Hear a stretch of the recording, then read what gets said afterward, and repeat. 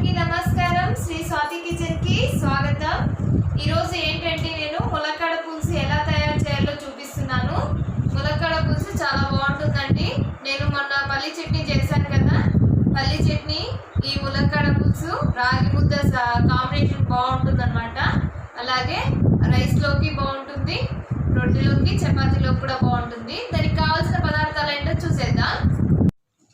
Okay అండి, ములక్కాడ పులుసుకు కావాల్సిన పదార్థాలు చింతపండు, టమాటో, చింతపండు నానబెట్టి పెట్టుకున్నాను పులుసు కోసం, టమాటో, ఆనియన్, కందిపప్పు ఉడికించి పెట్టుకున్న, సాల్ట్ మరియు ములక్కాడలండి.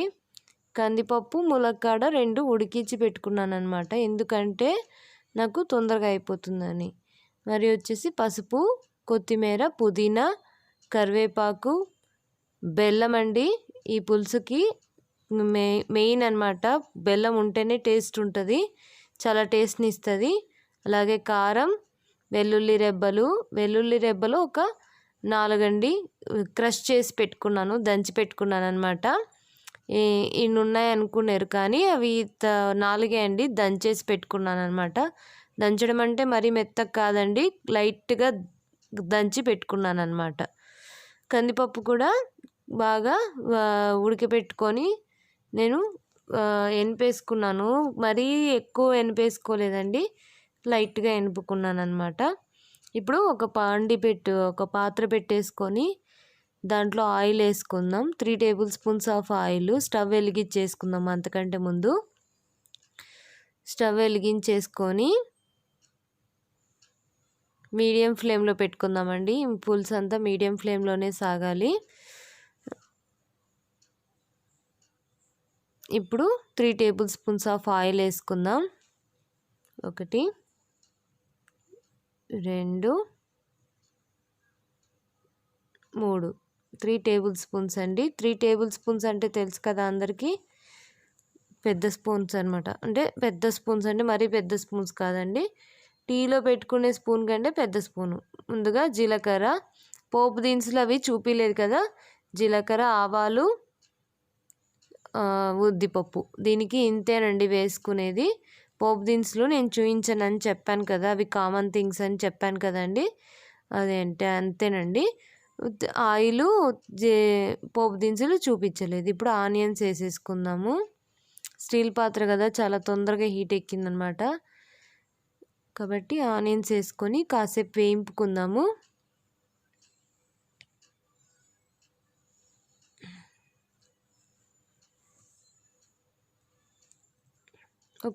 కొంచెం లైట్ పింకిష్ వచ్చేదాకా మనము వేయింపుకుందామండి, ఎక్కువ మగ్గాల్సిన అవసరం లేదు.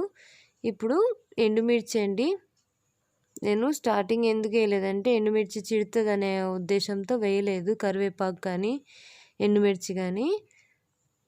ఇప్పుడు బాగా ఎండుమిర్చి వేసాక కాసేపు వేయింపుకుందాము. ఇప్పుడు ఏంటంటే ఈ ఆనియన్ తర్వాత మామూలుగా ములక్కాడ ఉడికించుకోకపోతే ఈ ఆనియన్ తర్వాత ములక్కాడ వేసుకోవాలి. నేనేంటంటే ఉడికించి పెట్టుకున్నాను కదండి, కాబట్టి నేను టమాటా వేసుకుంటాను. దానికంటే ముందు కొంచెం పసుపు వేసుకుందాము. ఒక చిటికెడు పసుపు అండి. పసుపు మంచిది కదా, యాంటీబయాటిక్గా యూజ్ అవుతుంది కదా, సో కొంచెం పసుపు అండి, ఎక్కువ వేసుకోకండి, మరీ ఎక్కువ అయినా బాగుండదు అనమాట. కొంచెం పసుపు. ఇప్పుడు కరివేపాకు వేసుకుందాము, ఎందుకంటే స్టీల్ పాత్ర తొందరగా హీట్ ఎక్కుతుందండి, తొందరగా చిట్టేస్తుంది అనమాట మహాన. సో అందుకే నేను కరివేపాకు మధ్యలో వేస్తాను. కాసేపు అట్లా తిప్పేసుకొని వేయింపుకుందాము, ఒక 1 or 2 minutes వేయింపుకుందాము. వేయింపుకున్న తర్వాత టమాటాలు వేసుకుందాము. ఇప్పుడు టమాటా వేసుకున్నాం కదా, నేను చెప్పాను కదండి ములక్కాడ ఉడకక మనం ఉడికించుకోకుండా డైరెక్ట్ గిన్నెలోనే ఉడికించుకోవాలి అనుకుంటే ఆనియన్ వేసిన తర్వాత ములక్కాడ వేసుకోండి, టమాటా మళ్ళీ వేసుకోండి, ములక్కాడలు ఉడికినాక టమాటో వేసుకోండి. నేను ఉడికించి పెట్టుకున్నాను కాబట్టి టమాటా వేసేసుకున్న ఆనియన్ తర్వాత.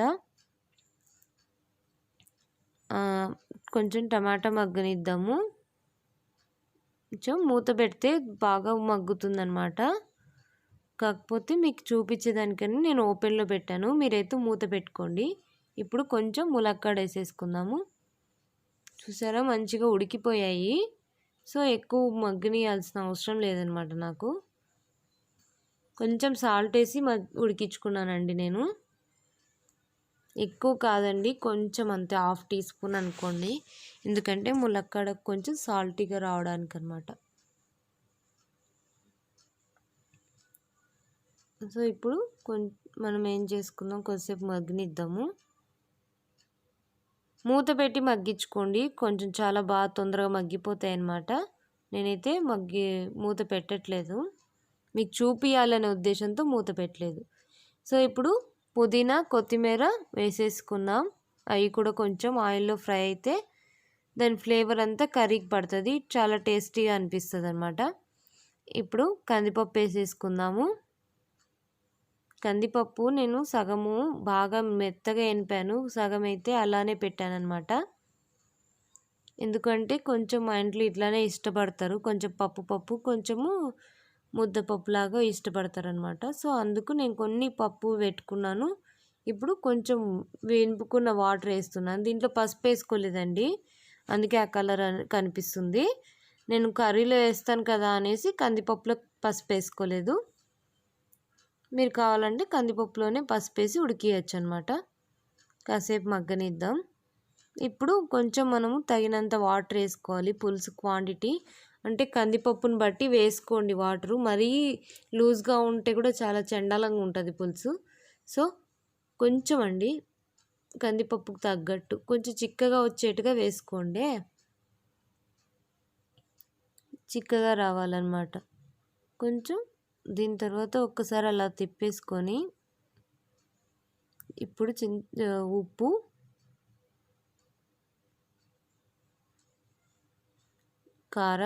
కారం చూసి వేసుకోండి, కావాలంటే మళ్ళీ యాడ్ చేసుకోవచ్చు. ఉప్పు కారం అనేది చూసి వేసుకోవాలన్నమాట. ఒకసారి కదిపేసుకొని మంచిగా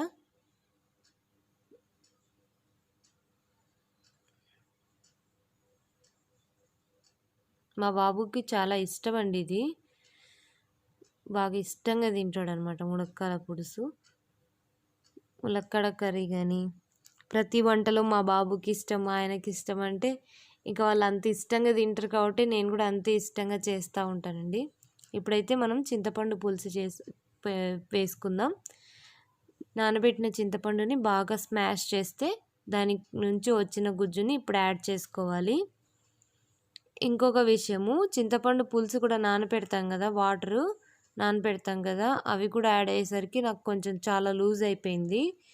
సో దాన్ని బట్టి మీరు వేసుకోండి వాటర్ అనేది. చింతపండు పులుసు కూడా ఉంటుంది అనేది దృష్టిలో పెట్టుకొని కొంచెం వాటర్ వేసుకోండి. ఏంటంటే మా అబ్బాయి కొంచెం బాగా సతాయిస్తున్నాడు. సో మా ఆయనకు కూడా హడావిడి అయిపోయింది మార్నింగ్ వంట వండి పెట్టడము. ఆ టైంలో కొంచెం వాటరు మా అబ్బాయి వచ్చేసరికి కదిపేసరికి కొంచెం వాటర్ ఎక్కువ పడిపోయాయి. కాబట్టి మీరు చూసి వేసుకోండి. నేను ఎలాగో మేనేజ్ చేసేసుకుంటాను దాన్ని ఏదో ఒక విధంగా, మీరైతే కొంచెం చూసి వేసుకోండి. మంచిగా కలిపేసుకొని మూత పెట్టి మరిగించుకోండి. ఈ టైంలో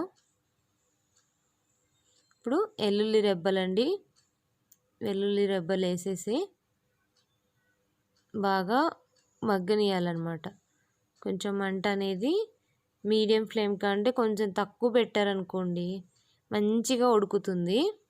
మరి సిమ్లో పెట్టుకోకండి, సిమ్కి మీడియం ఫ్లేమ్కి మధ్యలో పెట్టేసి మూత పెట్టేసి మరగనియండి. మూత పెట్టేసరికి ఫుల్గా మూయకండి, ఎందుకు అంటే మీరు ఫుల్గా, ఇప్పుడు నేను చూపిస్తాను చూడండి మూత ఎలా పెట్టాలి అనేది. మూత అనేది ఫుల్గా మూసేసారనుకోండి అది పొంగిపోతుంది. మనం మంటగిన కొంచెం అటు ఇటు పెట్టేసేదో ఈ విధంగా పెట్టుకోవాలండి మూత అనేది. ఎందుకంటే పొంగిపోయితే పులుసు కానీ సాంబార్ కానీ రసం కానీ టేస్ట్ అనేది పోతుందండి. ఏ దానికైనా కానీ ఇలా కొంచెం ఓపెన్లో ఉండేట్టుగా మూత పెట్టుకోవాలన్నమాట. చూసారు కదా, ఒక 2 or 3 minutes అలా ఉడికియాలి. ఉడికించిన తర్వాత ఈ విధంగా ఉడికిపోతుంది. ఇలా పొంగు వచ్చేటప్పుడు మనం బెల్లంని యాడ్ చేసుకోవాలా. బెల్లంని యాడ్ చేసుకొని ఆల్మోస్ట్ ఎండింగ్కి వచ్చినట్టేనండి మన పులుసు. ఎండింగ్కి వచ్చింది. బాగా కదిపేసుకొని ఒక 2 or 3 minutes బాగా ఇంకాసేపు బెల్లం కరిగేంతసేపు ఉడికించుకుందాం. ఇప్పుడు కొద్దిగా 1 or 2 minutes ఉడికిస్తాం కదా, దాని తర్వాత అండి మీరు కొంచెం టేస్ట్ చూసుకోండి. ఉప్పు కారం సరిపోయినాయా లేదా. బెల్లం కూడా కరగాలండి. బెల్లం కరిగిన తర్వాత మీరు టేస్ట్ చూసుకోండి. ఇప్పుడు టేస్ట్ చూసుకున్నా కానీ మీకు కరెక్ట్గానే అనిపిస్తుంది, కానీ బెల్లం పడినాక మీకు ఏదో ఒకటి ఎక్కువలో ఏదో ఒకటి తక్కువలో అనిపిస్తాయి. చూసి అప్పుడు మీరు ఉప్పు కావాలంటే ఉప్పు, కారం కావాలంటే కారం, లేదు బెల్లం తక్కువైందంటే బెల్లము వెల్లుల్లి మాత్రం కంపల్సరీ పులుసుకు కావాలండి. ఆ 2 పడితేనే దీనికి టేస్ట్ అన్నమాట. అవి 2 మాత్రం అవాయిడ్ చేయకండి. మంచిగా కొద్దిసేపు మరలనిద్దామండి. బాగా మగ్గనిద్దాము. మగ్గనిద్దాం. ఒక్కొక్కరు ఒక్కొక్క వర్డ్ యూజ్ చేస్తారు కదా, అందుకే ఒక్కొక్కసారి ఒక్కొక్క వర్డ్ యూజ్ చేస్తున్నాను. ఉడకనిద్దామండి. బాగా ఉడకనిస్తే బాగా పొంగిపోకుండా కొంచెం మంట తగ్గించేసుకొని బెల్లం కరిగేదాకా అప్పుడప్పుడు కదుపుతూ, అడుగంటకూడదు కదా మరి పులుసు. సో కొంచెం బాగా ఉడకనిద్దాము. ఈ పులుసు అనేది కొంచెం థిక్గా ఉండొద్దు, మరీ థిక్గా ఉండొద్దు, మరీ పలచన ఉండొద్దండి. మీడియంలో ఉండాలి. మీడియంలో ఉంటే చాలా బాగుంటుందన్నమాట. చూసారు కదా, నాకు కొంచెం వాటర్ ఎక్కువైనాయి, కానీ దీనికంటే కొంచెం తక్కువ అండి. నేను కాసేపు ఎక్కువ ఉడికిచ్చేసుకోవాల్సి వస్తుందన్నమాట. అందుకే మీకు మధ్యలో చూపించలేదు.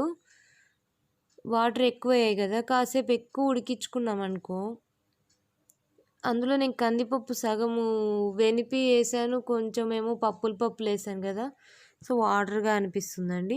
ఇప్పుడు చూసారా కొంచెం టైట్ అయిపోయింది. బెల్లం వేస్తే ఆటోమేటిక్గా టైట్ అయిపోతుంది. ఆల్మోస్ట్ మనది అయిపోయినట్టే. స్టవ్ ఆపేసుకుందాం. ఇప్పుడు మీరు టేస్ట్ చూసుకోండి. టేస్ట్ సరిపోలేదు, ఉప్పు కారం సరిపోలేదు అనుకుంటే ఇక్కడ యాడ్ చేసుకోండి. అంతేనండి, మన ములక్కాడ పులుసు రెడీ అయిపోయినట్టే. చాలా టేస్టీ అండ్ హెల్తీ అనుకోవచ్చండి. ములక్కాడ బెల్లము అన్నీ కలిసాయి కదా, సో చాలా హెల్తీ అనమాట. అంతేనండి మన ములక్కాడ పులుసు. ఓకే అండి, నా ములక్కాడ పులుసు గిన మీకు నచ్చినట్లయితే నా ఛానల్ని సబ్స్క్రైబ్ చేయండి, లైక్ చేయండి, షేర్ చేయండి. మా బాబు అయితే బాగా ఎంజాయ్ చేశాడు. చూడండి ఎట్లా ఊగుతున్నాడు. ఎంజాయ్ చేశాడు కాబట్టి బాగా ఊగుతున్నాడు. ఇది చాలా ఇష్టం అనమాట ములక్కాడ పులుసు అంటే.